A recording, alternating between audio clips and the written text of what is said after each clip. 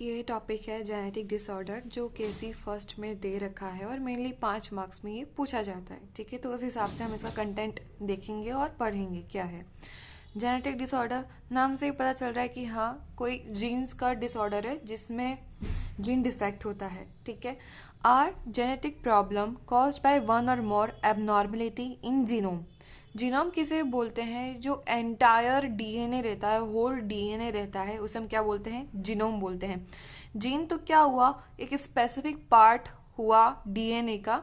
ठीक है, उसे हमने क्या बोला? जीन बोला। लेकिन जीनोम क्या है? एंटायर डीएनए, जो पूरा डीएनए होता है उसको ही हम क्या बोलते हैं? जीनोम बोलते हैं। ठीक है, अब ये हेरिडिटी भी हो सकता है या फिर क्या हो गया? म्यूटेशन हो गया डीएनए में। क्या हो गया? म्यूटेशन हो गया, कोई ड्रग्स लेने की वजह से या फिर कोई और कारण की वजह से क्या हो गया? म्यूटेशन हो गया, जिससे क्या हो सकता है? जेनेटिक डिसऑर्डर हो सकता है। अब इसके टाइप्स कौन कौन से हैं? या तो एक जीन में डिफेक्ट आया या फिर मल्टीपल जीन में डिफेक्ट आया है। उस बेसिस पे इसके 2 टाइप्स कर रखे हैं। ठीक है, सिंगल जीन डिफेक्ट में क्या है? Autosomal dominant. ठीक है, जिसमें क्या आएगा? हंटिंगटन्स डिजीज आएगा। ठीक है, ये ऑटोसोमल रिसेसिव हुआ, जिसमें सिकल सेल एनीमिया आया। एक्स लिंक्ड डिजीज में क्या हो गया? म्यूटेशन हुआ किसमें? एक्स क्रोमोजोम में, जिसमें डिकन मस्कुलर डिस्ट्रॉफी हुआ या फिर कलर ब्लाइंडनेस हुआ। या एक्स लिंक्ड डोमिनेंट में क्या हुआ?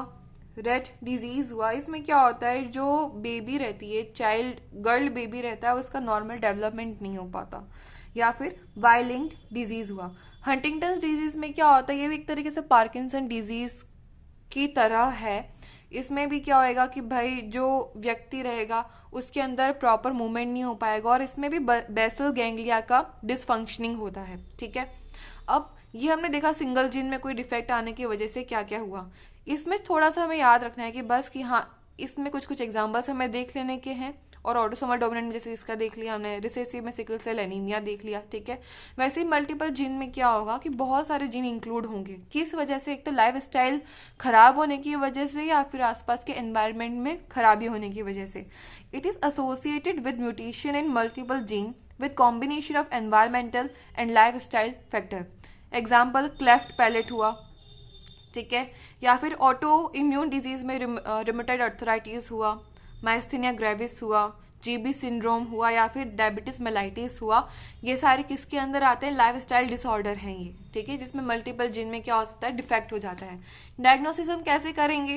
हेरिडिटी है तो हम फैमिली हिस्ट्री देखेंगे, चार्ट प्रिपेयर करेंगे। चार्ट प्रिपेयर वही जो एक्स और वाई, मेल और फीमेल को लेके जो बनाया जाता है, उसमें हम क्या करेंगे? चार्ट प्रिपेयर करेंगे, या फिर प्री नेटल यूएसजी करवाएंगे, या फिर एमनोसेंटोसिस करवाएंगे। इसमें क्या होता है? जो बच्चा अगर पेट में है उसके एमनियोटिक सेक में से कुछ अमाउंट में एमनियोटिक फ्लूइड निकाला जाता है चेक करने के लिए, जेनेटिक डिफेक्ट चेक करने के लिए। ठीक है, अब इसका ट्रीटमेंट क्या देंगे हम? या तो अगर कोई बेबी सर्वाइव नहीं कर सकता या फिर कोई इफेक्ट आया है, डिफेक्ट आया है उसके अंदर, तो हम क्या करवाएंगे? एमटीपी करवाएंगे, मेडिकल टर्मिनेशन ऑफ प्रेगनेंसी करवा देंगे, जीन थेरेपी देंगे, फिजिकल थेरेपी देंगे, लाइफ स्टाइल को इम्प्रूव करेंगे, और क्या देंगे? सिम्टोमेटिक ट्रीटमेंट देंगे। ये एक छोटा सा टॉपिक था जेनेटिक डिसऑर्डर।